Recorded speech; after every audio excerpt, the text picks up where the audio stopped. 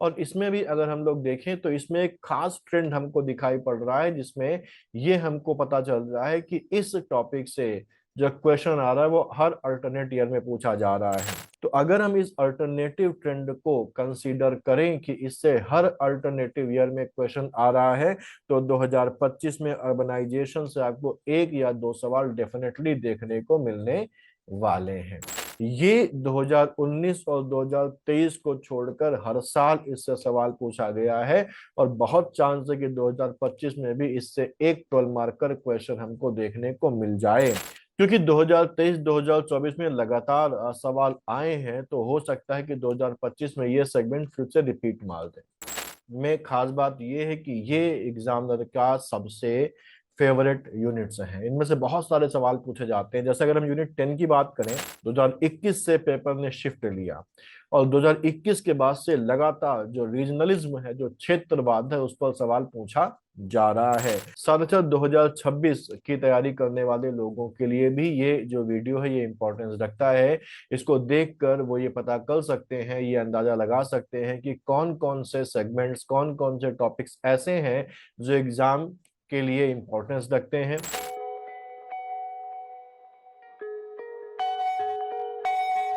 नमस्कार, UPS panels के एक नए वीडियो आपका स्वागत है।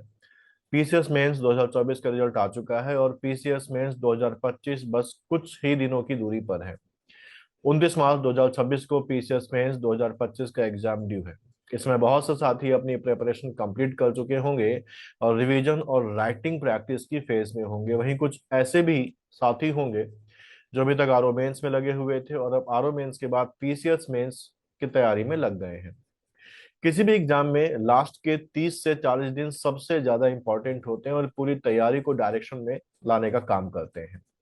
यही लास्ट फेज डिसाइड करती है कि एग्जाम कैसा जाएगा। अक्सर पूरे साल बहुत अच्छी तैयारी करने के बाद भी इन लास्ट डेज को सही से मैनेज ना कर पाने के कारण एग्जाम या तो खराब हो जाता है, या मन मुताबिक परफॉर्मेंस हम एग्जाम हॉल पर जाकर नहीं दे पाते। वहीं एवरेज तैयारी होने पर भी इन लास्ट डेज को अगर सही से मैनेज कर लिया जाए, तो ऐसा करके कुछ लोग बाकियों से बहुत आगे निकल जाते हैं। अगर इन लास्ट डेज में क्या पढ़ना है, कहाँ ज्यादा ध्यान देना है, इसको अगर सिस्टमेटिकली प्लान किया जाए तो रिवीजन को बेहतर बनाया जा सकता है। वहीं जिनकी तैयारी अभी एवरेज या बिलो एवरेज है, वो भी इन बातों पर ध्यान देकर अपना एग्जाम क्लियर करने का चांस कई गुना बढ़ा सकते हैं। ये तीन लोगों के लिए इंपॉर्टेंस रखता है। पहली चीज तो उन लोगों के लिए जो 2025 का एग्जाम दे रहे हैं, उनकी तैयारी अच्छी है और वो रिवीजन फेज में है। दूसरा, ये उन लोगों को मदद करेगा जो 2025 का मेंस दे रहे हैं, लेकिन जिनको ये लग रहा है कि वो ठीक से तैयारी नहीं कर पाए हैं या उनकी तैयारी डामाडोल है, और कुछ इंपॉर्टेंट टॉपिक्स उनको मिल जाए जिनको करके वो अपनी प्रिपरेशन को बेहतर बना सकें। साथ ही साथ 2026 की तैयारी करने वाले लोगों के लिए भी ये जो वीडियो है ये इंपॉर्टेंस रखता है। इसको देखकर वो ये पता कर सकते हैं, ये अंदाजा लगा सकते हैं कि कौन कौन से सेगमेंट्स, कौन कौन से टॉपिक्स ऐसे हैं जो एग्जाम के लिए इंपॉर्टेंस रखते हैं, जिनके एग्जाम में आने के चांसेस ज्यादा होते हैं, और कौन से टॉपिक्स ऐसे हैं जिनके एग्जाम में आने के चांसेस कम रहते हैं। और इसके ध्यान में रखते हुए वो अपनी तैयारी को बेहतर तरीके से प्लान कर सकते हैं, long term as well as short term दोनों में। तो अब ये जो प्लान है, इसके लिए हमको ये पता होना चाहिए कि आगे आने वाले एग्जाम के लिए कौन सी चीजें बहुत इंपॉर्टेंट हैं, कौन थोड़ी कम इंपॉर्टेंट है, और किन्हें छोड़ देने से भी काम चल जाएगा। सीधे शब्दों में बात करें तो कौन से टॉपिक ऐसे हैं जिनके एग्जाम में आने के चांसेस बहुत ज्यादा हैं, और कौन से टॉपिक्स ऐसे हैं जिनके एग्जाम में आने के चांसेस लगभग ना के बराबर हैं। इसे प्लान करने के लिए सिलेबस और पिछले एग्जाम्स का ट्रेंड डीपली एनालाइज करना पड़ता है, और उसके बेसिस पर और कुछ एडिशनल फैक्टर्स को कंसिडर करते हुए ये प्लान किया जा सकता है कि किन चीजों को पढ़ना सबसे ज्यादा जरूरी है। तो मैंने पिछले सालों के पेपर्स को एनालाइज किया हुआ है, जो 7 साल से हमारा 2018 से लेके 2024 तक जितने भी एग्जाम्स हुए हैं उनको मैंने एनालाइज किया है। थोड़ा सा काम आसान किया है आपका, और इससे ये अंदाजा लग रहा है कि कौन सी चीजों पर ज्यादा फोकस किया जाना चाहिए। हम लोग एक एक पेपर करके आगे बढ़ेंगे और हर यूनिट में कुछ टॉपिक डिसाइड करेंगे जिन्हें छोड़ना नहीं है। आज हम लोग बात करेंगे जीएस पेपर 1 की। इस पेपर में कुल 15 यूनिट्स हैं, और पिछले पेपर्स को देखकर कई जगह क्वेश्चन का एक ट्रेंड साफ नजर आ रहा है। हम लोग सबसे पहले बात कर लेते हैं यूनिट वन की। यूनिट वन से पिछले 7 सालों में, अगर 2018 जब इससे केवल एक सवाल आया था और 2020 जब इससे केवल दो सवाल आए थे, उनको अगर छोड़ दिया जाए तो ये जो सेगमेंट है, ये जो यूनिट वन है, इससे हर साल ऑन एन एवरेज 3 सवाल पूछे जाते हैं। और ये 3 सवाल 32 से 34 मार्क्स तक रेंज कर रहे हैं। तो 200 मार्क्स का अगर पेपर है तो 16 से 17% का जो पोर्शन है वो यूनिट वन आपका जो है वो कवर करता है। यूनिट वन में अगर हम लोग देखें तो सबसे ज्यादा सवाल जो है भारतीय संस्कृति से आए हैं। इस टॉपिक से 2019 से हर साल एक सवाल आ रहा है। यहाँ पर अगर हम लोग देखें तो यहाँ पर 2019 में हमारे पास एक सवाल आया कि भारतीय संस्कृति विविधता में एकता का प्रतीक है। भारतीय संस्कृति से रिलेटेड एक क्वेश्चन था हमारा। 2020 में अगर देखें तो फिर से यहाँ पर हमारे पास संस्कृति से क्वेश्चन हमको मिलता है। भारत को एक सम्मिश्रित सांस्कृतिक समाज होने के लाभों का वर्णन कीजिए। 2020 के बाद 2021 में हमें फिर एक सवाल मिलता है यहाँ पर कि भारतीय सांस्कृतिक विरासत के वैज्ञानिक पहलुओं की विवेचना करिए। 2021 के बाद 2022 में हमें फिर एक सवाल यहाँ पर मिलता है कि प्राचीन भारतीय ज्ञान के उन बिंदुओं को स्पष्ट कीजिए जिसके आधार पर भारत को विश्व गुरु अभिहित किया गया है। 2023 में भी हमको सवाल मिला कि कोरोना महामारी काल में भारतीय संस्कृति ने विश्व को किस प्रकार से प्रभावित किया। 2024 में फिर से हमारे पास सवाल आता है कि भारतीय संस्कृति की मुख्य विशेषताओं का वर्णन कीजिए। तो ये जो है ये हर साल हमको यहाँ पर सवाल इस सेगमेंट से भारतीय संस्कृति के मिल रहे हैं। ठीक, तो एक चीज तो हमको ये मिल गई कि हमको भारतीय संस्कृति से संबंधित जितने भी डायमेंशन है उनको ठीक से कवर कर लेना है। अगर हम इस पहले यूनिट को देखें तो भारतीय संस्कृति के अलावा अभी तक सबसे ज्यादा सवाल जो है वो वैदिक काल और गुप्त काल से पूछे गए हैं। ठीक, हम ये जो क्वेश्चंस को मैंने यहाँ पर लेके आया है उसमें आप देख सकते हैं कि इसके बाद जो दूसरे नंबर पर आता है वो वैदिक काल और गुप्त काल है। तो ये जो यूनिट वन है, इस यूनिट में सबसे ज्यादा इंपॉर्टेंट पोर्शन जो है वो भारतीय संस्कृति है।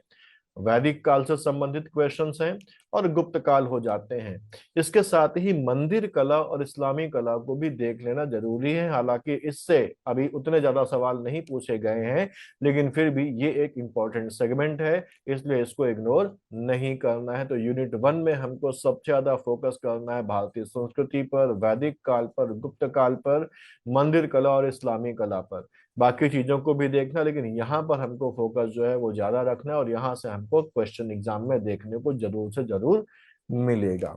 तो ये हमारी पहली यूनिट थी। अब हम लोग चलते हैं अगले यूनिट में। अब हम बात करते हैं यूनिट दो और यूनिट तीन की। यूनिट दो और यूनिट तीन जो भारतीय स्वतंत्रता आंदोलन से संबंधित है, इन दोनों यूनिट्स को अगर कंबाइंडली देखें तो औसतन 2 से 3 सवाल यहाँ पर हमको देखने को मिलते हैं। अगर हम यूनिट दो की बात करें तो यूनिट दो से हमारे पास सवाल 2018 में आया है, 2019 में आया है, 2020 में यहाँ पर हमको 3 क्वेश्चंस देखने को मिले हैं, जिनमें से एक क्वेश्चन 10 मार्कर था और बाकी 2 क्वेश्चन जो थे वो 12 मार्कर थे। वहीं 2021 में, 2022 में और 2023 में यहाँ से सवाल हमको देखने को मिला है। हालांकि 2024 के एग्जाम में यूनिट दो से कोई भी सवाल नहीं आया। अगर हम यहाँ पर यूनिट तीन को देखें तो यूनिट तीन में भी हम देखें तो 2018 में 2 क्वेश्चन यहाँ पर से आए थे, 2019 में एक क्वेश्चन 12 मार्कर आया है, 2022 में एक क्वेश्चन 10 मार्कर आया है, 2023 में 12 मार्कर और 2024 में भी 12 मार्कर क्वेश्चन हमको देखने को यूनिट तीन में मिला है। तो यूनिट दो और यूनिट तीन अगर कंबाइंडली देखें तो ये औसतन हमको 2 से 3 सवाल यहाँ पर देता है, जबकि 2024 में केवल एक ही सवाल यहां से पूछा गया है। यूनिट दो से कोई भी सवाल नहीं आया था, यूनिट तीन से हमारे पास ये वाला सवाल आया है जो कि 12 मार्कर था। लेकिन ऑन एन एवरेज 2 सवाल तो हमको यहाँ पर देखने को मिल ही रहे हैं, दोनों को अगर कंबाइंडली देखा जाए तो। ठीक, ये सेगमेंट जो है ये कंपैरेटिवली बड़ा है, पूरा मॉडर्न हिस्ट्री और जो नेशनल मूवमेंट है वो यहाँ पर आता है। तो ये बहुत टाइम कंज्यूमिंग सेगमेंट है, लेकिन फिर भी अगर हम पास्ट ट्रेंड्स को देखें तो यहाँ पर अभी तक सबसे ज्यादा सवाल जो है वो गांधी और गांधी के आंदोलनों से रिलेटेड रहे हैं। ठीक, 2018, 2019 और 2020 में दल से लगातार सवाल आए हैं। जैसे अगर हम लोग देखें तो 2018 में हमको महात्मा गांधी से संबंधित एक सवाल ये देखने को मिलता है, 2019 में हमारे पास गांधीवादी आंदोलन, जो भारत छोड़ो आंदोलन है, वो देखने को मिलता है। इसके पहले अगर हम यूनिट 2 में चलें तो यहाँ पर भी हमको एक सवाल मिलता है कि वर्ण व्यवस्था पर गांधी के विचारों का मूल्यांकन करिए। ठीक, तो महात्मा गांधी से संबंधित सवाल हमको यहाँ पर देखने को मिल रहे हैं। ठीक, लेकिन महात्मा गांधी से संबंधित जो सवाल है वो हमको देखने को मिले हैं 2020 में, और 2020 के पहले 2018 और 2019, यानी कि 2018, 2019 और 2020 में इधर से लगातार सवाल आए हैं। जबकि अगर रीसेंट ट्रेंड देखें इधर का, तो इसमें क्रांतिकारी आंदोलनों और 1857 के विद्रोह और पर्सन्स जैसे कि भगत सिंह, बाल गंगाधर तिलक और सर सैयद अहमद खान के संबंध में सवाल पूछे गए हैं। यानी कि पिछले 3 एग्जाम्स में गांधी से संबंधित कोई क्वेश्चन या गांधीवादी आंदोलन से संबंधित कोई क्वेश्चन हमको देखने को नहीं मिला है। अगर हम 22, 23 और 24 को देखें तो ना यहाँ से आया है और ना यहाँ पर हमारे पास देखने को हमें मिला है। तो अब ये जो सेगमेंट है, ये सेगमेंट काफी बड़ा है, तो यहाँ पर सवालों की बड़ी रेंज बन सकती है। इसीलिए यहाँ सवाल अभी स्कैटर्ड तरीके से जो है पूछे जा रहे हैं। पूरी जो यूनिट है वो अभी कवर ही नहीं कर पाया है आयोग।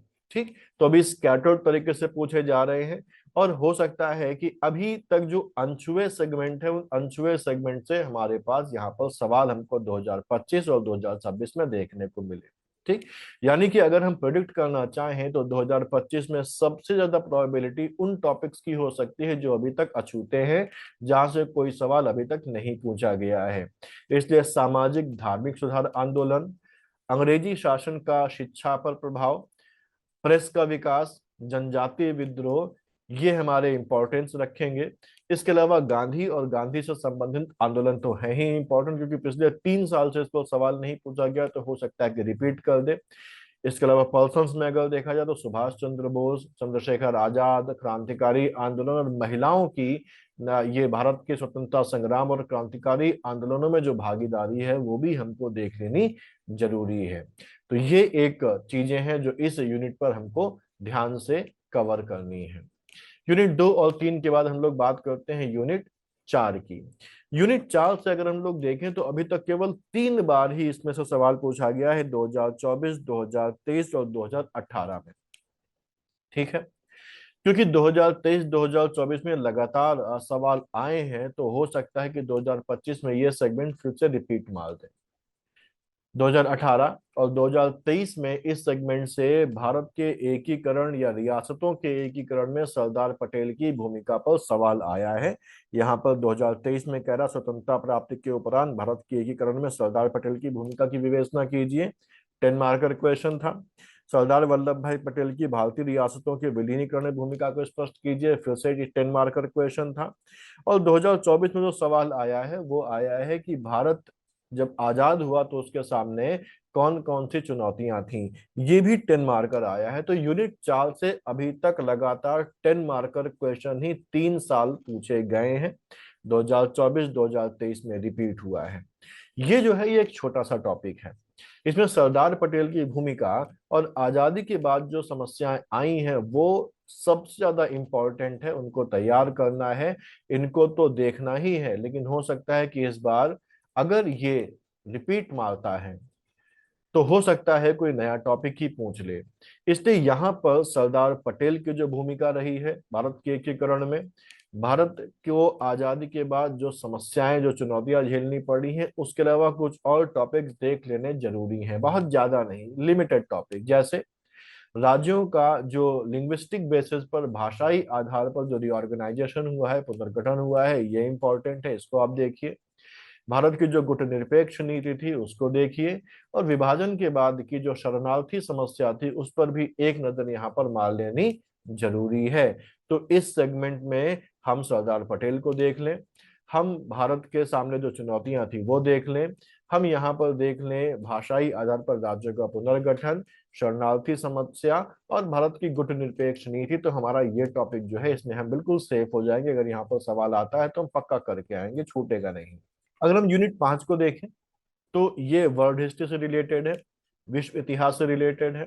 विश्व इतिहास की इस यूनिट से 2022 को अगर छोड़ दिया जाए तो हर साल 1 से 2 सवाल पूछे गए हैं। तो देखिए 2018, 2019, 20 में तो इससे 2 सवाल आए हैं, एक 10 मार्कर आया है, एक 12 मार्कर आया है। 2021 में भी इससे 2 सवाल आए हैं, एक 10 मार्कर आया है, एक 12 मार्कर आया है। 2023 में एक सवाल आया है 12 मार्कर, 2022 में सवाल नहीं पूछा गया, और 2024 में भी इससे 2 सवाल पूछे गए हैं, जिनमें एक 10 मार्कर और एक 12 मार्कर, यानी कि ऑन एन एवरेज 22 मार्क्स की रेंज में सवाल यहाँ पर पूछे जा रहे हैं। क्योंकि हम देख रहे हैं कि मेजोरिटी में यहाँ पर 2 सवाल पूछ रहे हैं, जिसमें से एक 10 मार्कर रहता है और एक 12 मार्कर रहता है। तो ये 22 मार्क्स तक आपको दे सकता है। और इसमें भी अगर देखा जाए तो सबसे ज्यादा सवाल जो यहाँ पर है वो फ्रांस की क्रांति से आए हैं। 2024 में दोनों सवाल जो थे वो फ्रांस की क्रांति से रिलेटेड थे। 2024 में फ्रांस की क्रांति से क्वेश्चन आया है। इसके अलावा हम लोग देखें तो इसके बाद जर्मनी और इटली की एकीकरण, सेकंड वर्ल्ड वॉर, इनसे रिलेटेड सवाल जो है पूछे गए हैं। ठीक, ये फ्रांसीसी क्रांति से रिलेटेड है, ये सेकेंड वर्ल्ड वॉर से रिलेटेड है, जर्मनी और इटली के एकीकरण से रिलेटेड ये क्वेश्चन है, इंडस्ट्रियल रिवॉल्यूशन से रिलेटेड क्वेश्चन है, ये बाल्कन संकट वाला क्वेश्चन हमारे पास वर्ल्ड वॉर 1 से रिलेटेड है। ठीक, तो यहाँ पर अगर हम लोग देखें तो ये जो टॉपिक्स हैं ये हमारे लिए इंपॉर्टेंट है, और ये भी सेगमेंट जो है वो बहुत ज्यादा बड़ा नहीं है, बहुत ज्यादा टॉपिक्स यहाँ पर नहीं है। हालांकि इनके अलावा कुछ और इम्पोर्टेंट टॉपिक्स भी यहाँ पर है इस सेगमेंट में, इस यूनिट में, जिसको भी छुआ नहीं गया है। तो यहाँ पर अगर हम लोग देखें तो हमारे लिए इंपॉर्टेंट कौन कौन सी चीजें हैं, फ्रेंच रिवॉल्यूशन है। हालांकि फ्रेंच रिवॉल्यूशन क्योंकि 2024 में पूछा गया है, तो हो सकता है कि 2025 में कोई और टॉपिक उठाया जाए, तो फ्रेंच रिवॉल्यूशन के आने के चांसेस जो है वो कम है। ठीक, लेकिन फिर भी देख लेना जरूरी है। इंडस्ट्रियल रिवॉल्यूशन को देख लिया जाना चाहिए, वर्ल्ड वॉर 2 को देख लिया जाना चाहिए। इसके अलावा जो अछूते टॉपिक्स हैं उनको देखना जरूरी है, क्योंकि अछूते टॉपिक जरूर उठाएगा इस साल, नहीं तो अगले साल। ठीक, जैसे यहाँ पर हमारे पास उपनिवेशवाद यानी कि कोलोनाइजेशन है।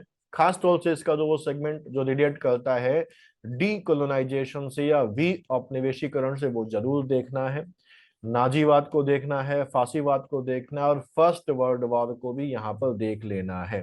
ठीक, फ्रेंच रिवॉल्यूशन को चाहे तो एक बार इग्नोर कर सकते हैं, लेकिन मैं आपको सजेशन नहीं दूंगा, क्योंकि जरूर है 2024 में पूछे गए हैं 2 सवाल, लेकिन मान लीजिए रिपीट हो गया तो क्या कर सकते, क्योंकि यहाँ पर बहुत ज्यादा वैरायटी जो है टॉपिक्स की नहीं है। ठीक, फिर हम लोग आते हैं यूनिट 6, 7 और 8 में। यूनिट 6, 7 और 8 हमारे पास अगर देखें तो यूनिट 6, यूनिट 7 और जो यूनिट 8 है, ये यूनिट जो है हमारे पास ये भारतीय समाज से संबंधित है।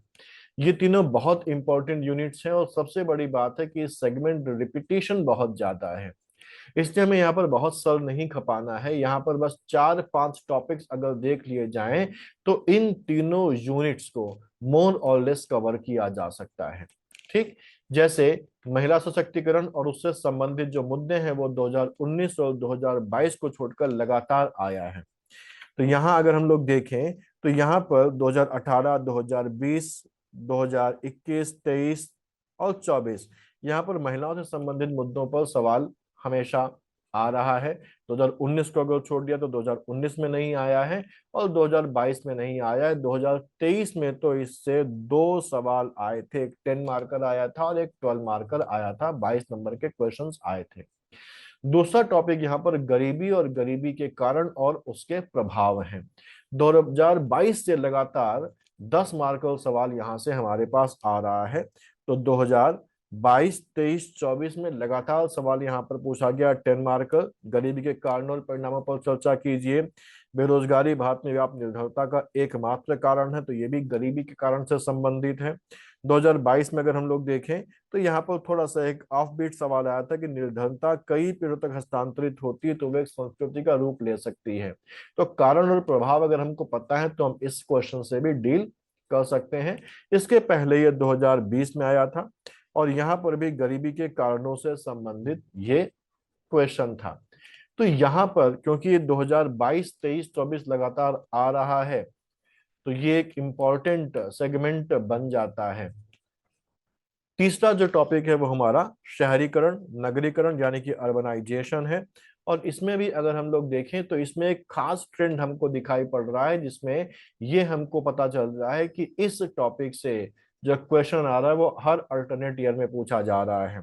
जैसे 2019 में इससे दो क्वेश्चंस आए, फिर 2020 में इससे कोई क्वेश्चन नहीं पूछा गया, 2021 में फिर से दो क्वेश्चन पूछे गए, 2022 में इससे कोई क्वेश्चन नहीं पूछा गया, फिर 2023 में इससे क्वेश्चन पूछा गया, और 2024 ब्लैंक रहा। 2024 में इस टॉपिक से कोई क्वेश्चन नहीं पूछा गया। तो अगर हम इस अल्टरनेटिव ट्रेंड को कंसीडर करें कि इससे हर अल्टरनेटिव ईयर में क्वेश्चन आ रहा है, तो 2025 में अर्बनाइजेशन से आपको एक या दो सवाल डेफिनेटली देखने को मिलने वाले हैं। तय है कि इस टॉपिक से क्वेश्चन आने ही वाला है। ठीक, इसलिए शहरीकरण यानी कि अर्बनाइजेशन, उसके कारण, उससे उत्पन्न होने वाली समस्याएं और उसके जो समाधान है, इन डायमेंशंस को अच्छी तरीके से तैयार कर लीजिए। 10 से 22 नंबर के सवाल या हो सकता है 24 नंबर के सवाल आपको यहाँ से मिल ही जाएंगे। ठीक, इसके बाद जो अगला टॉपिक है यहाँ पर वो है ग्लोबलाइजेशन का। ग्लोबलाइजेशन को भी बहुत अच्छी तरीके से हमको तैयार करना है। ये 2019 और 2023 को छोड़कर हर साल इससे सवाल पूछा गया है, और बहुत चांस है कि 2025 में भी इससे एक 12 मार्कर क्वेश्चन हमको देखने को मिल जाए। तो देखिए 2018 में इससे दो सवाल आए, दोनों ही हमारे 12 मार्कर थे, 24 नंबर के क्वेश्चन आए थे। 2020 में इससे एक 12 मार्कर क्वेश्चन आया, 2021 में इससे एक 12 मार्कर क्वेश्चन आया, 2022 में भी 12 मार्कर क्वेश्चन आया, 2024 में इससे एक 10 मार्कर क्वेश्चन जो है वो हमको देखने को मिला है। तो ये एक इम्पॉर्टेंट सेगमेंट है। और यहाँ पर अगर हम लोग देखें तो रिपीटेशन बहुत ज्यादा है। ग्लोबलाइजेशन जो है वो लगातार आ रहा है। अगर केवल एक साल छोड़ दिया जाए 2020 जिसमें लिबरलाइजेशन यानी कि उदारीकरण पूछा गया था, तो पूरा हम देखें तो ये भूमंडलीकरण या ग्लोबलाइजेशन या वैश्वीकरण से संबंधित क्वेश्चन आ रहे हैं, और बहुत चांस है कि 2025 में भी इससे एक 12 मार्कर क्वेश्चन आपको देखने को मिल जाए।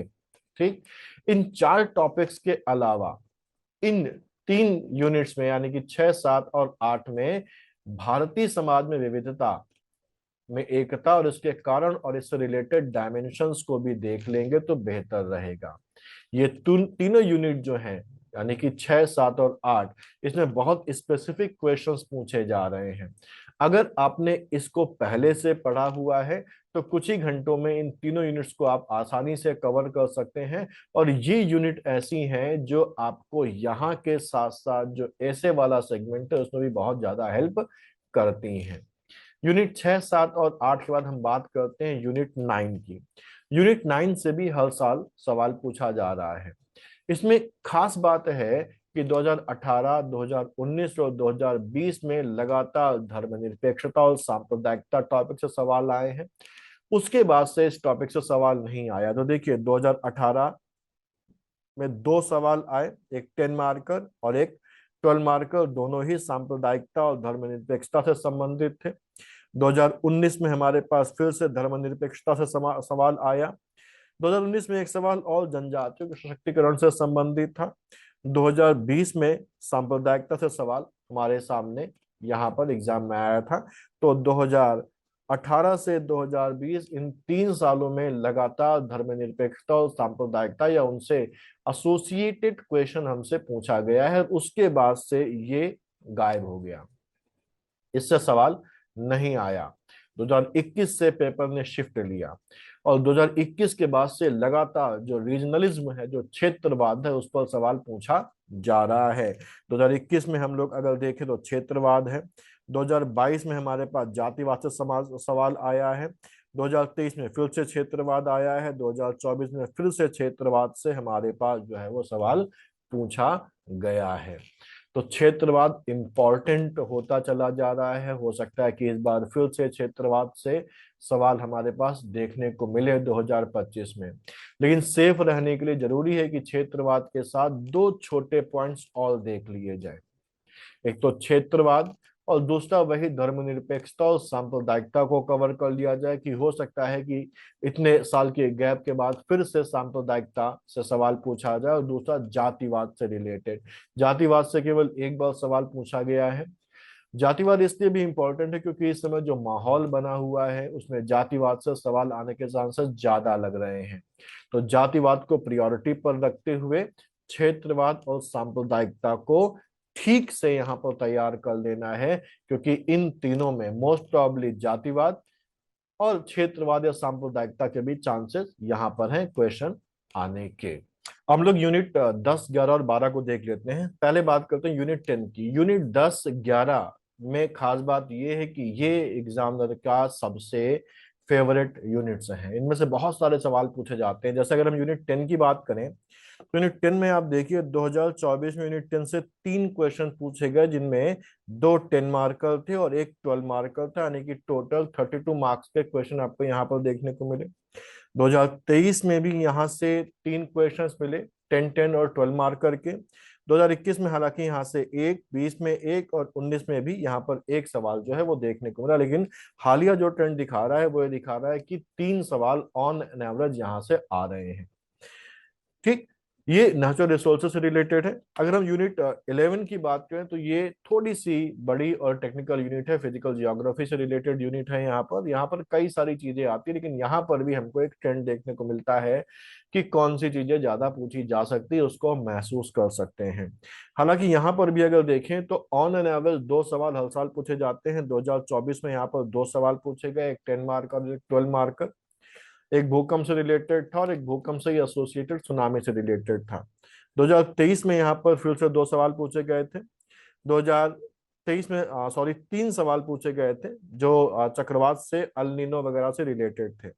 2022 में भी यहाँ से 2 सवाल पूछे गए, 2021 में एक, 2020 में 2 सवाल। यानी कि अगर हम देखें पूरा तो किसी बिरले साल ही यहाँ पर एक सवाल आया है, लेकिन कंटिन्यूअसली 2 सवाल पूछे जा रहे हैं। इनमें से एक 10 मार्कर होता है और एक 12 मार्कर क्वेश्चन होता है। वहीं अगर हम यूनिट 12 की बात करें तो यूनिट 12 में हमारे पास 2023-24 में लगातार सवाल आए और उसके पहले ये कभी कभी पूछा जाता है, कभी नहीं भी पूछा जाता है। तो हमें ज्यादा ध्यान जो देना है वो यूनिट 11 पर देना है, यूनिट 10 पर देना है। यूनिट 12 में भी हमको क्या पढ़ना है वो हम लोग देखें तो इन तीनों को अगर हम कंबाइंडली देखें तो ज्यादा प्रोबेबिलिटी इस बार जो आने की है वो है चक्रवात या महासागरीय जलधाराओं पर जो सवाल है वो आने के चांसेस ज्यादा हैं। इसके अलावा जो ओशियन रिसोर्सेज हैं, जो महासागरीय संसाधन है, खासतौर से हिंद महासागर से रिलेटेड या जो दक्षिणी महासागर से रिलेटेड क्वेश्चन आने के चांस इस बार ज्यादा हैं। वहीं महासागरों का क्या उपयोग है, भारत की खनिज नीति क्या है, इनको भी देख लेना जरूरी है। ये चांसेस जो है वो 2025 के लिए ज्यादा बन रहे हैं। हालांकि बाकी टॉपिक भी आप जैसे देख रहे हैं वो देख सकते हैं, लेकिन इनकी प्रायोरिटी ज्यादा है। इनको देखना सबसे ज्यादा जरूरी है क्योंकि इनके चांसेस इस बार ज्यादा बन रहे हैं आने के लिए। एक ट्रेंड एनालिसिस है, ध्यान रखिए कोई को। इसके बाद हम अगर बात करें यूनिट 13 और यूनिट 14, तो यूनिट 13 और यूनिट 14 बहुत ज्यादा नहीं पूछी जाती। यूनिट 14 से तो केवल एक बार ही सवाल आया है 2020 में, उसके बाद से इसमें कोई सवाल नहीं आया। यूनिट 13 की बात करें तो 2023 में इससे 2 सवाल पूछे गए थे, एक 10 मार्कर और एक 12 मार्कर। तो ये बहुत ज्यादा नहीं पूछे जाते हैं। फिर भी अगर हम इनमें तैयार करना चाहें तो बांग्लादेशी शरणार्थियों की समस्या जो अभी हॉट टॉपिक बना हुआ है, और भारत के जो सीमांत राज्य हैं उन पर एक नजर मार देना जो है वो सही रहेगा। तो इन दोनों टॉपिक्स को आप देख लीजिए। बाकी ये उतना ज्यादा इंपॉर्टेंट यूनिट्स हमारी नहीं है।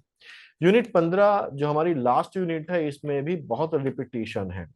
यूनिट 15 की अगर बात करें तो रिपीटिशन भी ज्यादा है और सवाल भी यहाँ पर ठीक ठाक पूछे जाते हैं। जैसे 2024 में 3 क्वेश्चंस यहाँ पर आए थे, 2022 में 2 क्वेश्चंस आए, 2021 में भी 2 क्वेश्चंस आए, यानी कि 2021-2022 में लगातार 2 या 2 से ज्यादा क्वेश्चंस पूछे जा रहे हैं। हालांकि 2023 में इस यूनिट से कोई भी सवाल नहीं पूछा गया। अब इसमें रिपीटेशन बहुत है, तो हमको सबसे ज्यादा जो ध्यान देना है इस यूनिट पे वो किन टॉपिक्स पर देना है। तो इसमें स्मार्ट सिटी से रिलेटेड क्वेश्चन, स्मार्ट विलेज से रिलेटेड क्वेश्चन, पॉपुलेशन जो विस्फोट है, जनसंख्या विस्फोट है, उससे रिलेटेड क्वेश्चन, ये ज्यादा जरूरी है। गंगा के मैदान के रूरल सेटलमेंट से रिलेटेड सवाल भी यहाँ पर लगातार पूछे जा रहे हैं। 2022 में पूछा गया, इसके पहले अगर हम लोग देखें तो 2021 से पूछा गया और 2019 से पूछा गया। हालांकि अगर हम लोग देखें तो गंगा के मैदान वाला जो हिस्सा है वो GS5 में चला जाएगा। इसलिए यहाँ GS1 के कंटेक्स्ट में अगर हम लोग बात करें तो स्मार्ट सिटी, स्मार्ट विलेज और जनसंख्या विस्फोट जो है वो सबसे ज्यादा इम्पोर्टेंट टॉपिक्स बन जाते हैं इस यूनिट पे। तो इनको ध्यान देना है। ये बेसिकली GS1 की एनालिसिस थी जो पास्ट ट्रेंड पर बेस्ड थी, और हम लोगों ने देखा इसके हिसाब से आप यहाँ पर अपनी जो प्रिपरेशन है, अपना जो रिवीजन है उसको प्लान कर सकते हैं। इसका मतलब ये नहीं है कि आप केवल इन्हीं टॉपिक्स को पढ़ें बाकी सब छोड़ दें। आप चीजें पढ़ रहे हैं तो इनको वैसे पढ़ते रहिए, लेकिन इन टॉपिक्स पे अपने फोकस को, इन टॉपिक्स पर जो स्ट्रेस है उसको बढ़ा दीजिए, क्योंकि ये मोस्ट प्रोबेबल टॉपिक्स हैं 2025 के एग्जाम के लिए, और 2026 के लोग भी इनके बेसिस पर, इस एनालिसिस के बेसिस पर अपनी जो प्रिपरेशन है, अपना जो स्टडी प्लान है उसको मॉडिफाई कर सकते हैं, उसको बना सकते हैं, उसको प्लान कर सकते हैं। ये जो शीट है जिसमें ये पिछले ईयर्स के क्वेश्चंस हैं, इसको जो टेलीग्राम चैनल का लिंक आप देख रहे हैं यहाँ पर जाकर इसको आप डाउनलोड कर सकते हैं। तो ये GS1 था। इसके बाद हम लोग GS2 को लेके आते हैं, GS2 के एनालिसिस करते हैं कि उनमें कौन कौन से टॉपिक्स पढ़ने हैं, कौन कौन से नहीं पढ़ने हैं, पास्ट ट्रेंड क्या कहता है, और उसके हिसाब से आने वाले एग्जाम्स में कौन कौन से क्वेश्चंस की प्रोबेबिलिटी ज्यादा है, और 2026 अगर आप देख रहे हैं तो उसके लिए किन चीजों को ध्यान में रखते हुए अपनी पढ़ाई को आप प्लान करें। तो इतना रखते हैं, मिलते हैं अगले वीडियो में। तो तक पढ़ते रहिए, आगे बढ़ते रहिए। All the best.